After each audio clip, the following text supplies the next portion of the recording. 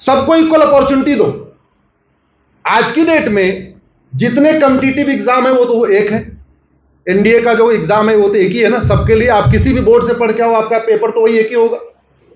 CBSE से पढ़ो, ICSE से पढ़ो, जिस भी बोर्ड से पढ़ो, पेपर अलग अलग है क्या? जोर से बोलिए। एक एनडीए का एक पेपर, क्लैट का एक पेपर, जेई का एक पेपर, नीट का एक पेपर, बैंक का एक पेपर।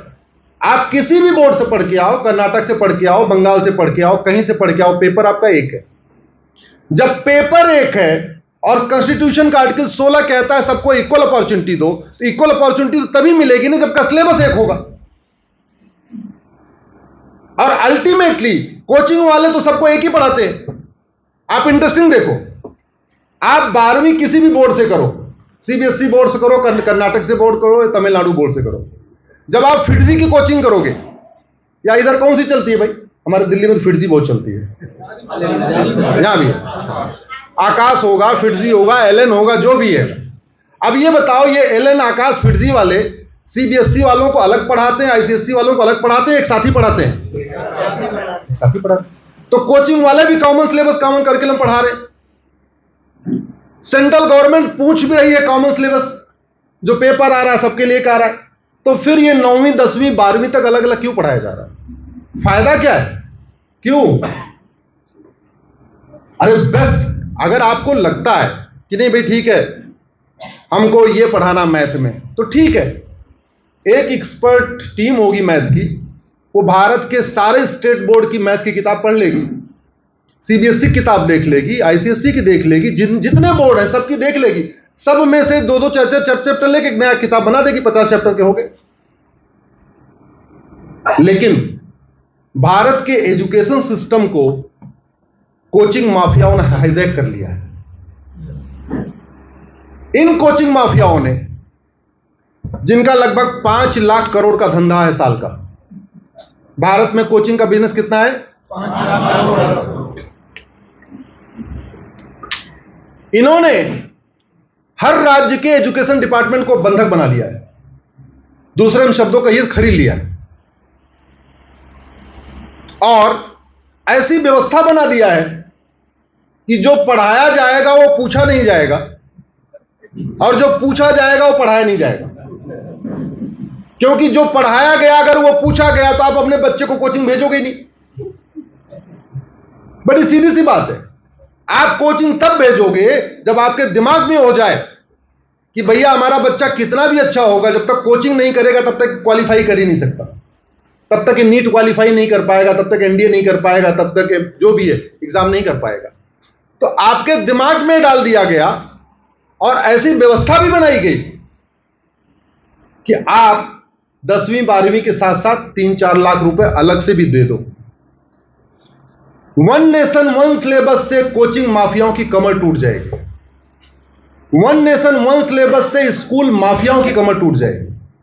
ये जो 15-15 हजार रुपए 20-20 हजार रुपए महीने की फीस लेते हैं, जब वही सिलेबस 200 रुपए वाले स्कूल में होगा, वही किताब होगी, वही किताब 10,000 रुपए स्कूल में भी चलेगी, तो आप 10,000 रुपए में क्या लिए पढ़ाओगे? किस लिए पढ़ाओगे? केवल एसी की हवा लेने के लिए या बढ़िया चेयर के लिए?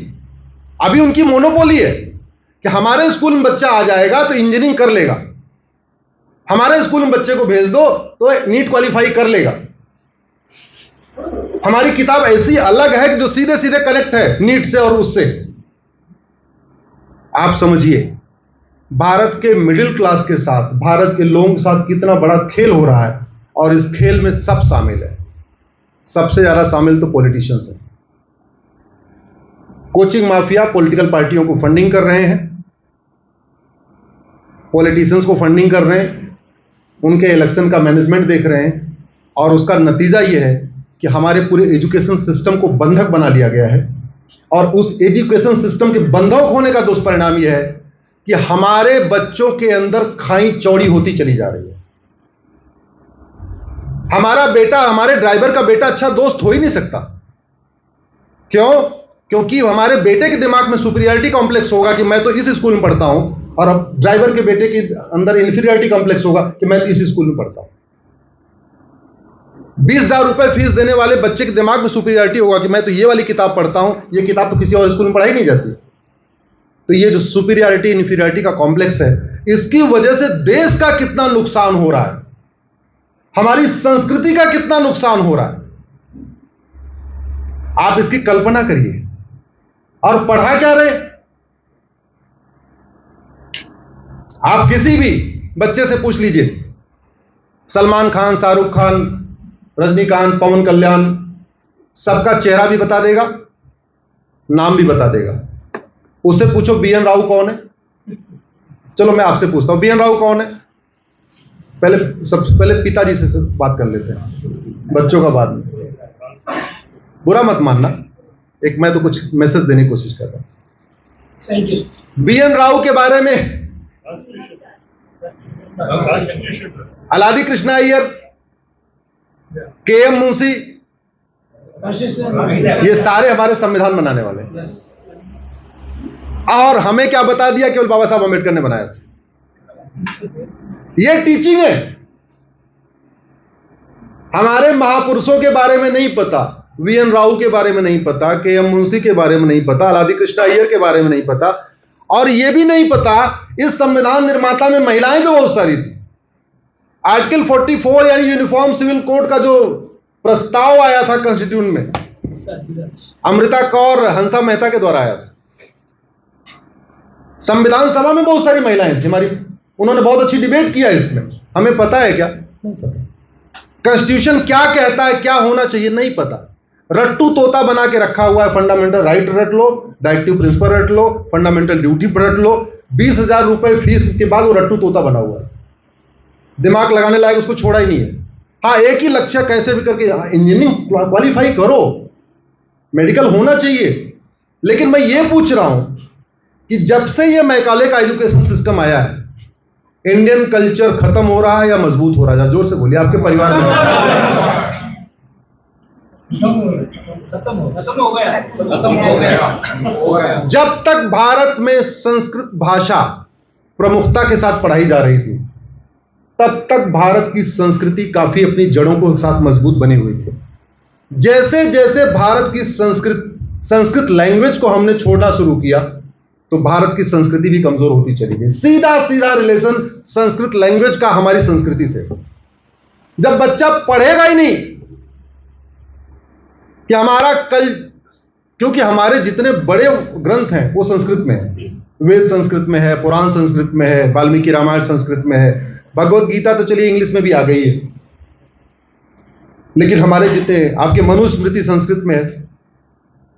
इतना बड़ा ग्रंथ हजारों साल पहले, जब पूरी दुनिया के और जगह पे लोगों को कपड़ा पहनना नहीं आता था, नंगे घूमते थे, कच्चा मांस खाते थे, तब भारत में कोडिफाइड लॉ था। तब भारत में कोडिफाइड लॉ था जिसको मनुस्मृति कहते हैं। लेकिन आजादी के बाद इन वामपंथियों ने उसको भी इतना, उसके बारे में बदनामी कर दिया, उसके बारे में उल्टी सीधी बात लिख दिया। किसी से अच्छा पढ़ा उन्होंने भी नहीं है। बोले मनुस्मृति पढ़ा क्या? बोले नहीं, लेकिन मनुस्मृति बहुत गड़बड़ है, पढ़ा नहीं है। बोले मनुस्मृति में तो दलितों के बारे में लिखा। बोले कहां लिखा, दिखाओ। कोई कह रहा था, हमने सुना है, पढ़ा नहीं है। किस पन्ने में लिखा है, कौन से श्लोक में लिखा है, कौन से चैप्टर में लिखा है, नहीं पता नहीं है। लिखा है जी, हमने सुना है, वो फलाने वाले कह रहे थे। मैं आपको अपने संस्कृति पे इसलिए कह रहा हूं, जब पूरी दुनिया में लोग जाहिल वाली जिंदगी जीते थे, तब भारत के पास कोडिफाइड लॉ था, एक कल्चर था, एक फिक्स फॉर्मेट था, जीवन जीने की शैली थी कि 25 साल तक ब्रह्मचर्य, 25 से 50 गृहस्थ, 50 से 75 वानप्रस्थ, 75 के बाद सन्यास। ये 1000 साल पहले दुनिया में कहीं था क्या? अब भारत में लाखों साल पहले, हजारों साल पहले था। अभी हम लोग सोच रहे हैं कि अभी मिनिमम एज ऑफ मैरिज होनी चाहिए, सेट होनी चाहिए, यूसीसी आना चाहिए, लड़के लड़की की शादी की उम्र बराबर होनी चाहिए। हमारे यहां तो हजारों साल पहले ही था। अभी सोच रहे हैं लड़कियों को पढ़ाना चाहिए, अभी बात हो रही लड़कियों को पढ़ाना चाहिए। और हमारे देश में हजारों साल पहले इतने एग्जाम्पल हैं लड़कियों के पढ़ाने के नहीं, बल्कि बाकायदा प्रोफेसर हुआ करती थी। गार्गी और मैत्रेयी, जिनके नाम पे दिल्ली में कॉलेज भी है, वो तो संवाद किया करती थी, शास्त्रार्थ किया करती थी। बाकी तो छोड़िए, राजा भरत के माता जी क्या नाम है? भरत के माता जी का नाम कैकेयी। कैकेयी राज्य था। हमारी परंपरा देखिए जरा, हमारे देश में महिलाओं का सम्मान कैसे था। ये इक्वेलिटी जस्टिस वाला तो पहले कॉन्सेप्ट था ही नहीं। हमारे यहां नर तू नारायण नहीं था, नारी तू नारायणी थी।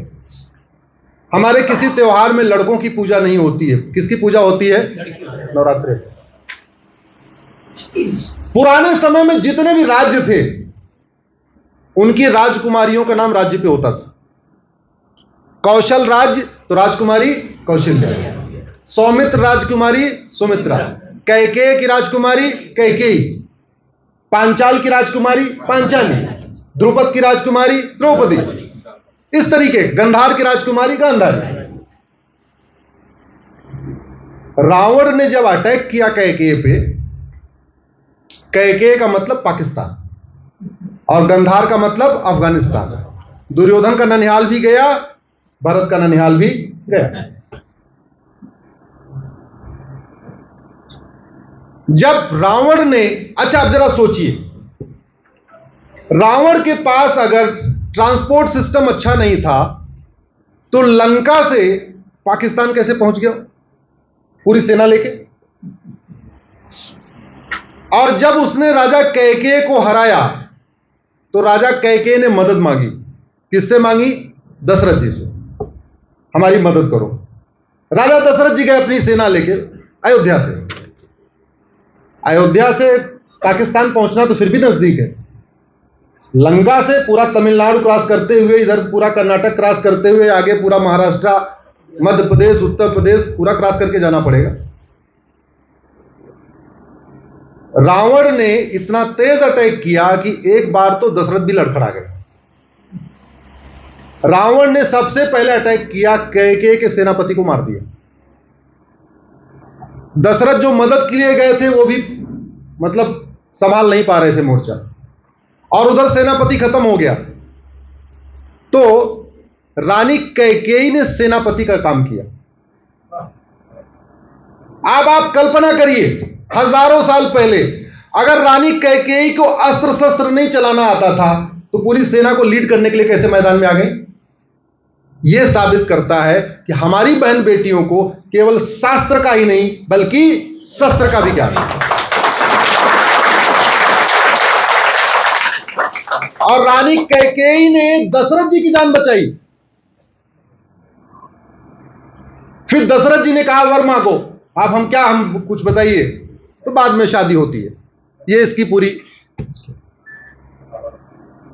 हमारे देश में चूंकि मित्र ज्योति ने भी संस्था आप दिखा रहे थे, अगर महिलाओं को पढ़ने की व्यवस्था नहीं थी तो गांधारी, माता गांधारी शास्त्र में सभी शास्त्रों की ज्ञाता कैसे थी? सभी शास्त्रों की ज्ञाता थी। लेकिन दुर्भाग्यवश माता गांधारी की मायका, जिसको हम आज की डेट में अफगानिस्तान कहते हैं, वहां बहन बेटियां स्कूल भी नहीं जा पा रही हैं। स्कूल जाने पे उनको गोली मार दी जा रही है। कल्चर बदलता है तो ये होता है, संस्कृति बदलती है तो ये होता है। इसलिए भारत की संस्कृति को संभालना, सहेजना जरूरी है। भारत की संस्कृति अगर कमजोर हो जाएगी तो अराजकता फैल जाएगी, और दुनिया में फैल चुकी है। कुंभा काबुल हो गया, तक्षशिला रावलपिंडी हो गया, कैकेयी आपका पेशावर हो गया, पर्शिया आपका ईरान हो गया। देखते देखते जहां जहां भारत की संस्कृति कमजोर हुई है वहां अराजकता फैली है। और इसका आप वर्तमान भारत में देख लीजिए, कश्मीर में क्या हालत हुई है, बंगाल में क्या हालत हुई है, केरल में क्या चल रहा है, और आजकल मणिपुर में क्या चल रहा है। अनफॉर्चुनेटली ना हम केरल से सीख रहे हैं, ना बंगाल से सीख रहे हैं, ना मणिपुर से सीख रहे हैं, ना फ्रांस से सीख रहे हैं। ऐसी कौन सी सोच है जो बेटियों के कॉलेज के हॉस्टल में कैमरा रखवा रही है? और वो अभी बेटी रख रही है। वो कौन सी सोच है? जब तक उस सोच को नहीं निकाला जाएगा तब तक भारत में एकता अखंडता स्थापित करना मुश्किल ही नहीं, नामुमकिन है। इसीलिए समय आ गया है कि कम से कम 16 साल तक देश में one nation one education system हो, न मदरसा न मिशनरी स्कूल, केवल भारतीय शिक्षा पद्धति हो। सब लोग पढ़े, जो पढ़े वो सब पढ़े और भारतीय संस्कृति पर आधारित हो।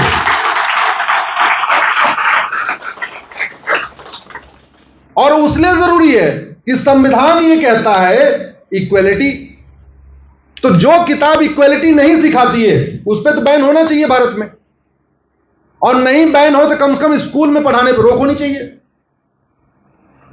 जो किताब समस्त समस्त प्राणी को एक समान नहीं मानती, समस्त पुरुषों को एक समान नहीं मानती, पुरुष महिला को एक समान नहीं मानती, अगर वो स्कूल में पढ़ाई जाएगी तो याद रखिए देश की एकता अखंडता स्थापित नहीं हो सकती।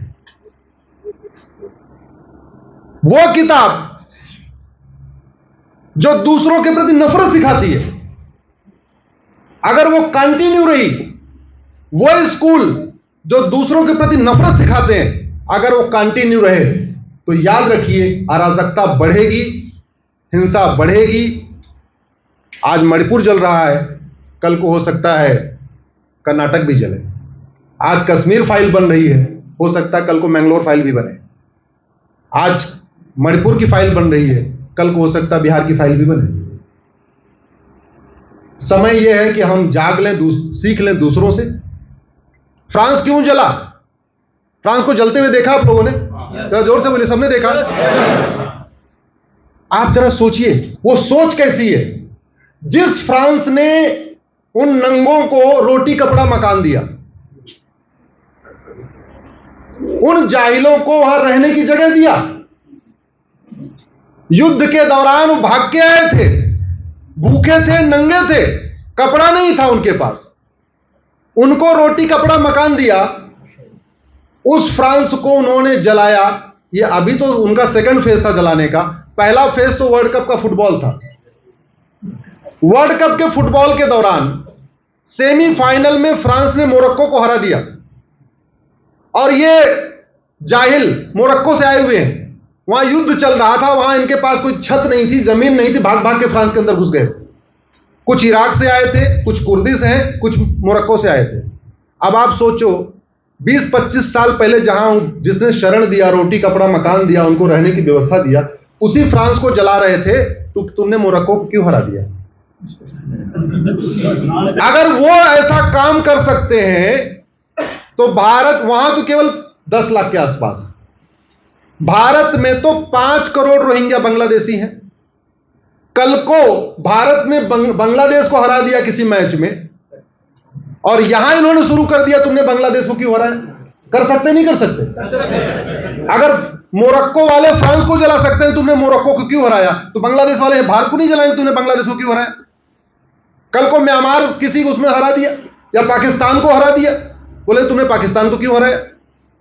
उस सोच को मारना है। उस सोच को बचपन में ही मार सकते हैं, उस सोच को बड़े होने पर नहीं खत्म कर सकते, उस सोच को बचपन में खत्म कर सकते हैं। और खत्म करने का तरीका है one nation one syllabus, one nation one education, common syllabus common curriculum. 16 साल तक बच्चा कोई भी विदेशी किताब नहीं पढ़ेगा, 16 साल तक बच्चा केवल भारतीय किताब पढ़ेगा, 16 साल तक बच्चा केवल भारतीय संस्कृति को सीखेगा, 16 साल तक बच्चा केवल भारतीय परंपरा को सीखेगा, 16 साल तक बच्चा केवल भारतीय ज्ञान विज्ञान को सीखेगा।